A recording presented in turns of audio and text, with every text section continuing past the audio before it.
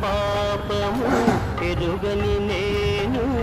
పూజలు సేవలు తెలియని నేను, పుణ్యము పాపము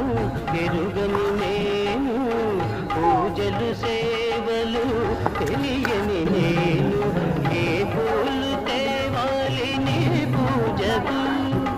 ఏ పూలు తేవాలి నీ పూజకు, ఏ లీల చేయాలి